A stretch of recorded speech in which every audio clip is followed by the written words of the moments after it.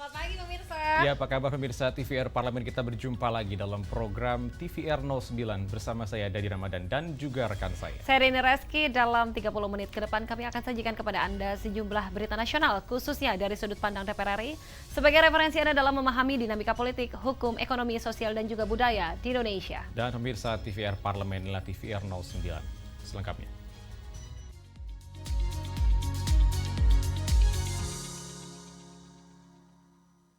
Komisi 10 DPR RI menilai program makan bergizi gratis memiliki peran strategis dalam mewujudkan generasi emas Indonesia 2045.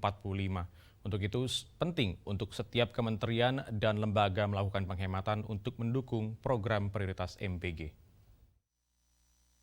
Komisi 10 DPR RI mendesak pemerintah memastikan keberlanjutan anggaran program makan bergizi gratis melalui penghematan di beberapa kementerian dan lembaga. Anggota Komisi 10 DPR RI Muhammad Nur Purnamasidi menilai program makan bergizi gratis atau MBG memiliki peran strategis dalam mewujudkan generasi emas Indonesia 2045. Pemerintah melalui Badan Gizi Nasional menyiapkan anggaran 71 triliun rupiah untuk program makan bergizi gratis. Alokasi dana itu terdiri dari 63,36 triliun rupiah sebagai pemenuhan gizi nasional, sementara sisanya untuk dana operasional. Secara hitung-hitungan, dana itu tidak cukup untuk membiayai program makan bergizi gratis sampai akhir tahun. Pasalnya, harga per porsi makan bergizi gratis sendiri membutuhkan biaya sebesar Rp10.000. Dengan kebutuhan yang ada, anggaran 71 triliun rupiah hanya cukup sampai bulan Juni 2025. Menanggapi hal itu, Nur Purnamasidi menegaskan bahwa setiap kementerian dan lembaga wajib melakukan penghematan untuk mendukung program prioritas MBG. Jadi kalau untuk misalnya dari pemangkasan anggaran-anggaran yang tidak masuk kategori wajib di KL-KL yang ada ini belum cukup, kita bisa menerbitkan surat utang negara, kita bisa mungkin, karena ini untuk kepentingan rakyat Indonesia, menurut saya nggak ada masalah kita kemudian berpikir untuk bagaimana menambah utang luar negeri kita agar kemudian betul-betul program ini bisa kita wujudkan secara baik. Lebih lanjut, Nur Purnamasidi menyatakan DPR RI berkomitmen untuk mewujudkan generasi emas Indonesia melalui pemenuhan gizi sejak dini. Untuk itu, DPR RI akan mendalami setiap postur APBN di tahun 2025. Rifki Makdudi, TVR Parlemen melaporkan. Pemirsa, Komisi 11 DPR RI melakukan peninjauan ke Pelabuhan Tanjung Mas untuk memastikan efektivitas upaya pemerintah dalam memberantas praktek penyelundupan yang merugikan negara. Komisi 11 DPR RI melakukan peninjauan ke Pelabuhan Tanjung Mas, Semarang, Jawa Tengah untuk mengevaluasi hasil penindakan DES, pencegahan dan pemberantasan penyelundupan di bidang kepabeanan dan cukai. Dengan kata lain, kunjungan ini bertujuan untuk memastikan efektivitas upaya pemerintah dalam memberantas praktik penyelundupan yang merugikan negara. Hingga bulan Desember 2024, Bea Cukai telah melakukan 5.350 penindakan atau rata-rata sebanyak 486 kasus per bulan.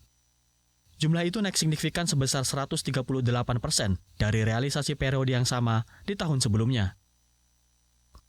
Adapun barang bukti yang diamankan berupa rokok dengan pita cukai palsu, minuman keras ilegal, rotan serta pakaian bekas dari Korea yang berjumlah 12 kontainer dengan berat masing-masing mencapai 20 ton. Total perkiraan hasil barang penindakan sepanjang tahun 2024 ditaksir mencapai 308,45 miliar rupiah. Dengan potensi kerugian negara yang berhasil diselamatkan sebesar 117,72 miliar rupiah. Tadi yang disampaikan oleh kawan-kawan, importernya itu harus sesuai dengan prosedur. Artinya kalau sesuai dengan prosedur, dia untung, pendapatan negara juga ada. Nah, oleh sebab itu, baik itu cukai rokok yang paling banyak yang kita saksikan hari ini, minuman, rotan, dan seterusnya tadi, kami berharap para importir yang rata-rata importirnya berpendidikan, importirnya kelas menengah, terdidik, terus kami mengedukasi supaya importirnya melakukan prosedur impor yang benar, prosedur ekspor yang benar. Dari Semarang, Jawa Tengah, Ade Pertiwi, TVR Parlemen melaporkan. Komisi 3 DPR RI tegaskan aparat kepolisian semestinya dapat menjadi backing untuk membantu proses administrasi tambang ilegal agar dapat menjadi legal, bukan sebaliknya. Dan kami akan hadirkan informasi selengkapnya tentunya usai jeda, tetaplah di TVR 09.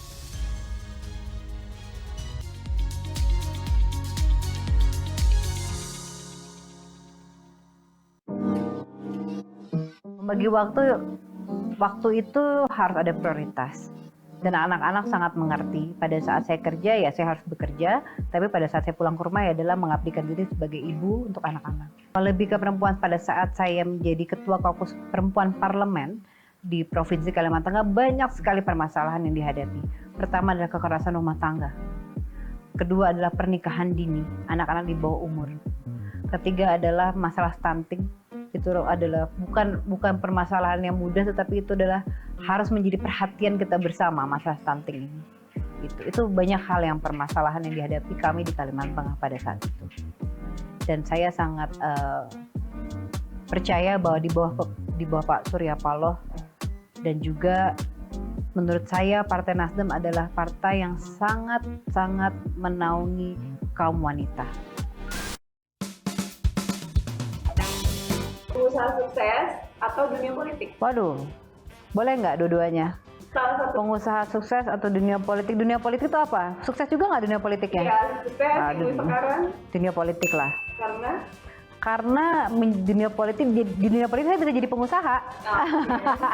Menjadi pengusaha sukses belum tentu bisa jadi dunia politik loh. Ajak anak jalan-jalan atau ketemu konstituen? Nah ini dia nih.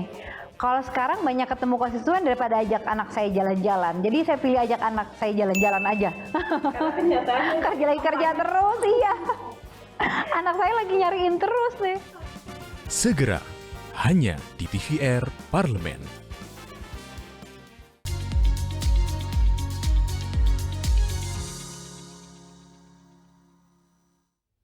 Kita kembali di TVR 09. Komisi 3 DPR RI prihatin terhadap terulangnya kasus polisi tembak polisi di Solok Selatan, Sumatera Barat. DPR RI menilai pihak penegak hukum seharusnya mampu menindak pelaku pelanggaran tambang ilegal.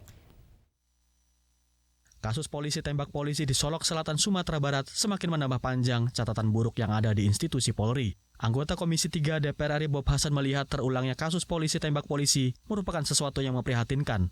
Penegak hukum yang seharusnya dapat melindungi masyarakat justru melakukan tindak penyimpangan hukum. Terlebih, kasus di Solok Selatan disebabkan oleh oknum kepolisian yang membackingi aktivitas tambang ilegal. Padahal, pihak penegak hukum seharusnya mampu menindak pelaku pelanggaran tambang ilegal. Untuk itu, Bob Hasan berpendapat aparat kepolisian semestinya dapat menjadi backing untuk membantu proses administrasi tambang ilegal agar dapat menjadi legal, sehingga tambang yang tadinya ilegal dapat berbalik menjadi bermanfaat bagi negara.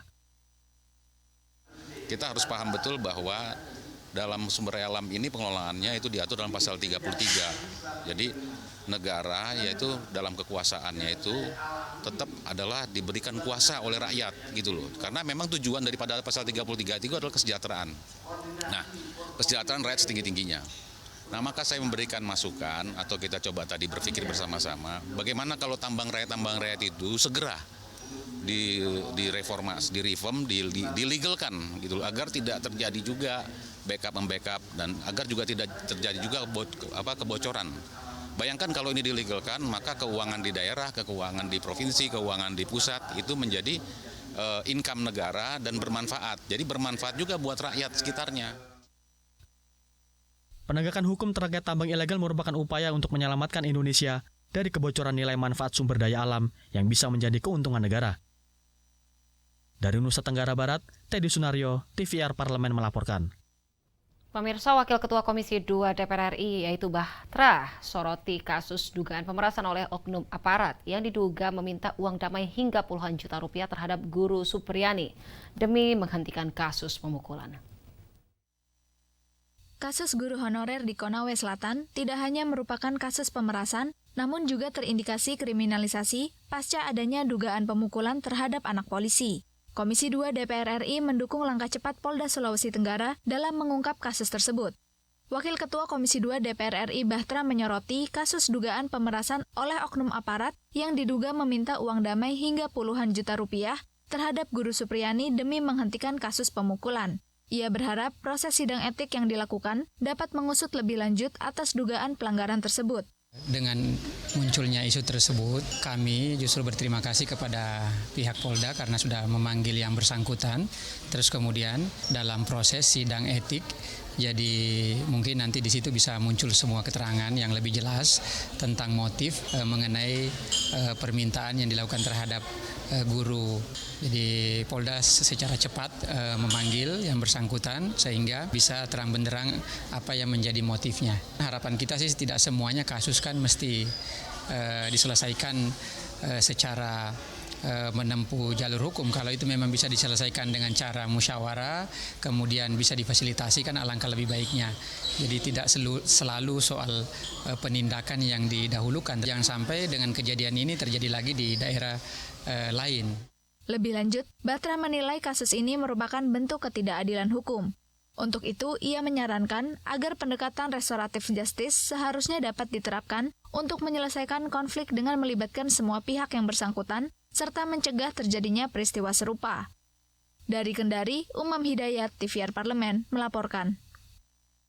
Komisi 7 DPR RI menilai program studi destinasi wisata di Politeknik Pariwisata Palembang perlu ditambahkan guna menciptakan SDM yang berkualitas dan berkontribusi positif terhadap kualitas pariwisata. Dalam rangka meningkatkan kualitas pelayanan dan menciptakan keberagaman pariwisata Indonesia, Komisi 7 DPR RI mengusulkan penambahan program studi destinasi wisata di Politeknik Pariwisata Palembang. Wakil Ketua Komisi 7 DPR RI Husnunia Halim menilai akses jalan dan variasi atraksi desa wisata di Provinsi Palembang perlu dibenahi. Ia berpendapat dengan adanya prodi destinasi wisata akan menghasilkan SDM yang berkualitas dan berkontribusi positif terhadap kualitas pariwisata serta memiliki daya tarik bagi turis lokal maupun mancanegara. Destinasi wisata, karena itu penting ya, kita wisatawan manca, iya, wisatawan asing, wisatawan manca, iya. Untuk bisa lebih maksimal lagi terkait target wisatawan asing, wisatawan manca. Nah, terkait wisatawan Nusantara, nah, itu kan harus destinasi yang kita kasih varian ke wisatawan Nusantara harus banyak dan menarik. Itu harus ada yang garap dan prodi destinasi yang bisa. Di sisi lain, anggota Komisi 7 DPR RI Bane Raja Manalu mengapresiasi Poltek Pariwisata yang memiliki fasilitas mumpuni untuk mencetak SDM unggul. Namun, ia mengkritisi masih kurang optimalnya sosialisasi pihak kampus terhadap kualitas lulusan Poltek Pariwisata. Bagi saya ada hal yang perlu mereka lakukan lebih gencar lagi untuk promo, memasarkan mengapa perlu berkuliah di Poltek Par itu penting.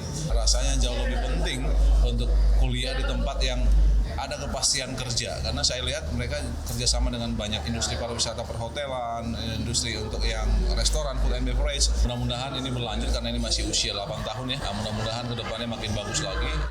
Dari Palembang, Akbar Prakoso, TVR Parlemen, melaporkan.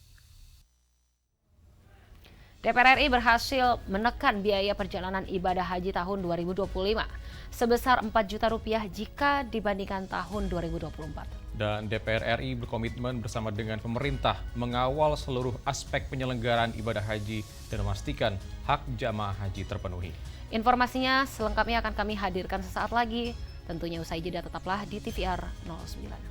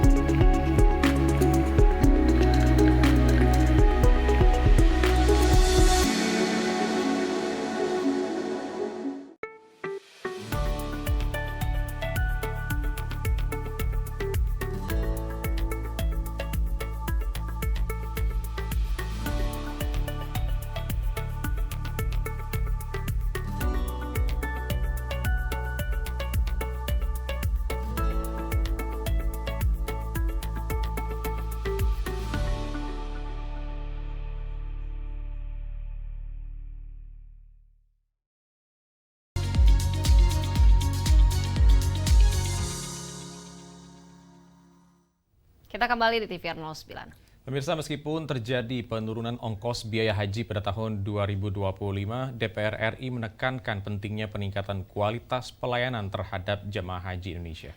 Dan pemirsa, DPR RI akan membahas revisi Undang-Undang Haji yang memungkinkan pemberangkatan jemaah Indonesia dapat dilakukan melalui kerjasama dengan negara sahabat. Dan kita simak informasi mendalam yang telah dirangkum oleh tim redaksi TVR Parlemen dalam segmen editorial Parlemen.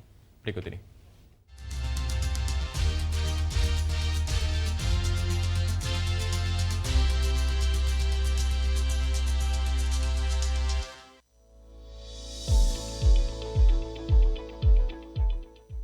DPR RI berhasil menekan biaya perjalanan ibadah haji tahun 2025 sebesar 4 juta rupiah jika dibandingkan tahun 2024.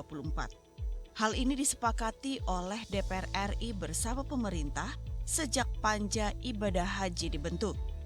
Biaya perjalanan ibadah haji atau BPIH tahun 1446 Hijriah atau 2025 Masehi sebesar 89 juta rupiah. Angka ini mengalami penurunan sebesar 4 juta rupiah dibandingkan BPIH tahun 2024 sebesar 93 juta rupiah. Calon jemaah haji Indonesia tahun 2025 membayar biaya perjalanan ibadah haji sebesar 55,4 juta per orang. Berbeda pada tahun 2024, calon jamaah haji membayar 56 juta per orang. Dengan mengurangi beban jamaah dan penghematan terhadap nilai manfaat sebesar 6,8 triliun, DPR RI berkomitmen bersama pemerintah mengawal seluruh aspek penyelenggaraan ibadah haji dan memastikan hak jamaah haji terpenuhi. Untuk biaya penyelenggaraan haji pada tahun 2025 ini ada penurunan biaya sebesar lebih kurang 4 juta rupiah.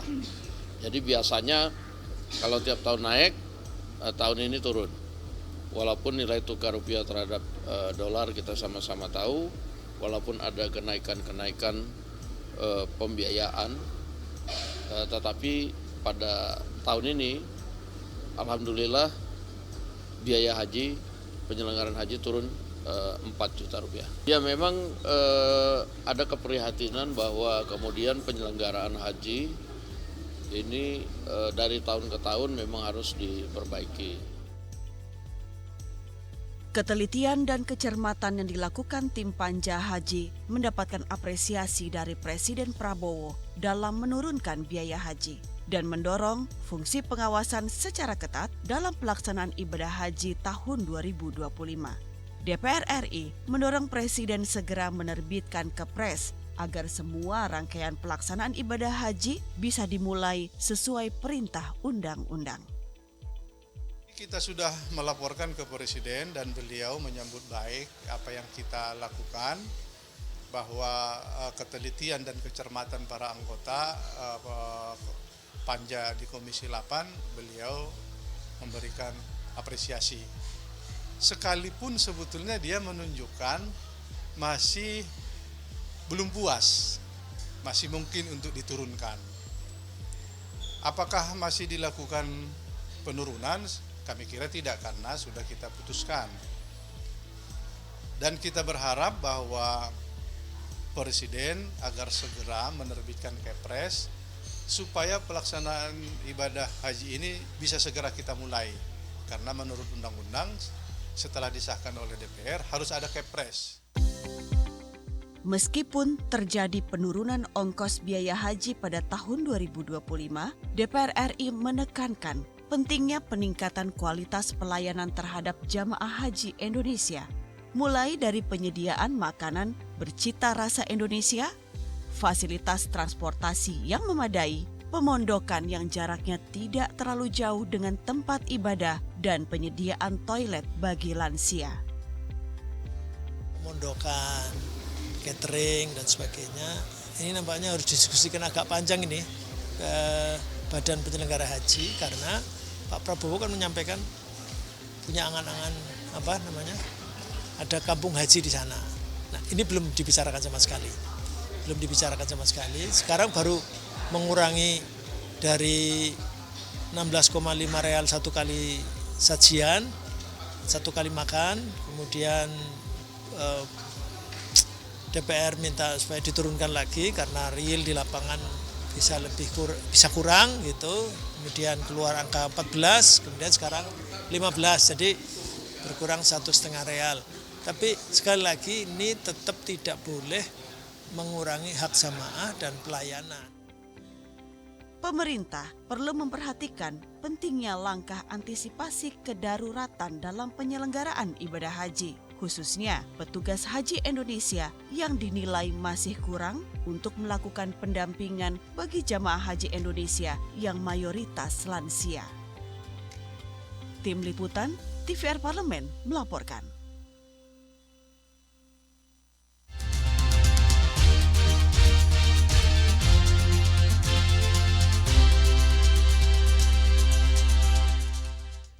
Pemirsa, menikmati waktu santai bersama keluarga di akhir pekan menjadi momen yang paling dinanti sebagian besar orang. Dan tentunya bercengkrama maupun olahraga dapat pemirsa nikmati salah satunya di alun-alun kota. Jangan kemana-mana, tetaplah bersama kami di TVR 09.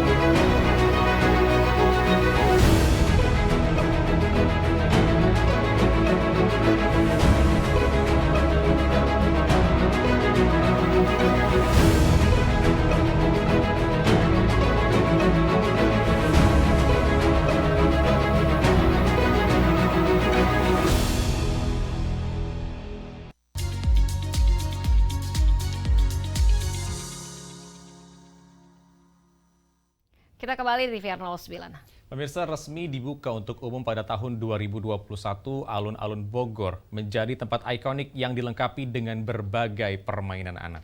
Diperindah dengan desain modern yang menyatu dengan alam, tentunya pemirsa, alun-alun Kota Bogor memiliki daya tarik tersendiri bagi para wisatawan.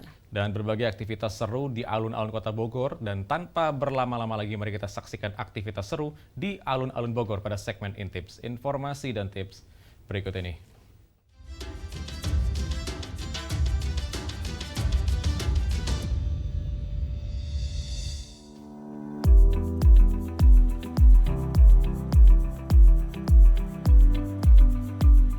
Akhir pekan menjadi waktu yang paling dinantikan oleh banyak orang.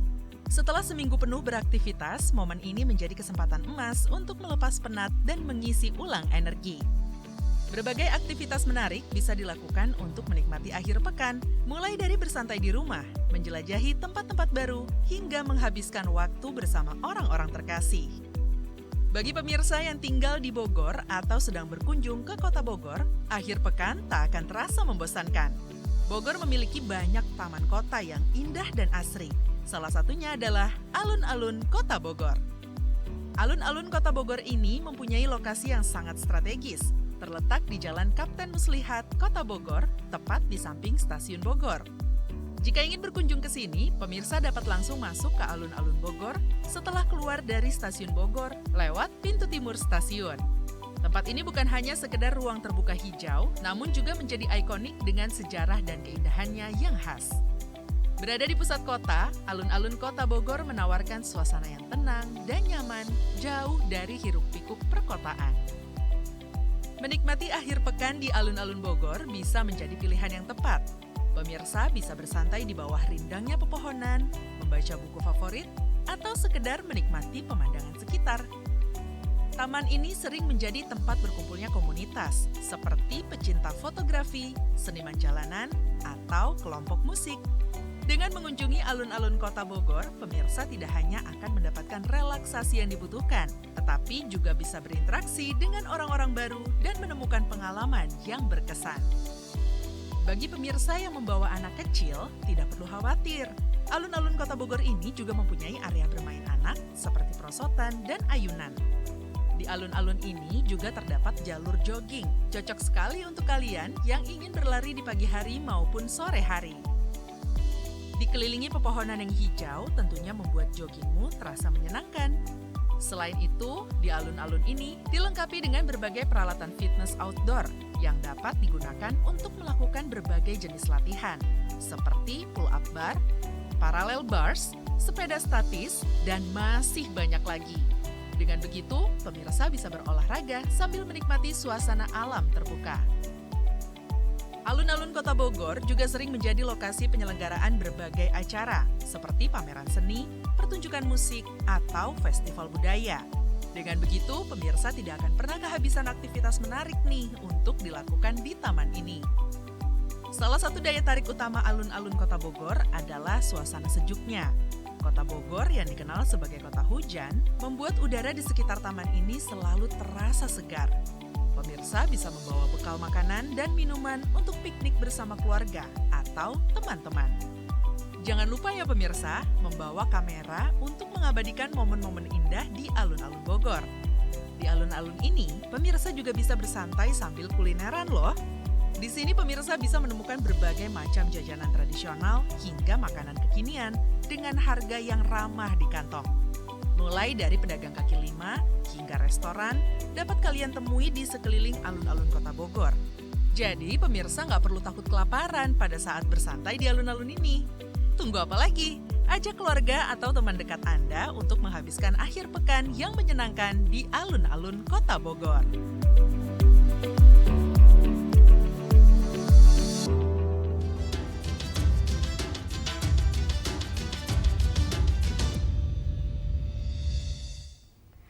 Baik pemirsa, informasi tadi sekaligus menutup jumpa kita pagi ini dan tentunya di penghujung acara kami informasikan kepada Anda bahwa saat ini DPR RI sedang memasuki masa reses di mana seluruh anggota Dewan kembali ke daerah pemilihan masing-masing untuk melaksanakan fungsi representasi DPR, menyerap dan juga menindaklanjuti dan memberikan pertanggungjawaban kepada konstituen di daerah pemilihannya. Dan tentunya pemirsa sejumlah agenda serta program DPR RI lainnya masih dapat Anda saksikan secara langsung di TVR Parlemen melalui kanal utama, kanal komisi, dan kanal alat kelengkapan dewan lainnya yang dapat Anda akses di tvr-parlemen.dpr.go.id. Dan pemirsa, demikian TVR 09 edisi pagi ini. Segenap kru TVR Parlemen yang bertugas mengucapkan terima kasih telah menyaksikan TVR 09. Saya Rindra Reski dan juga rekan saya. Dari Ramadan, sampai jumpa di TVR 09 selanjutnya. TVR Parlemen, referensi Indonesia.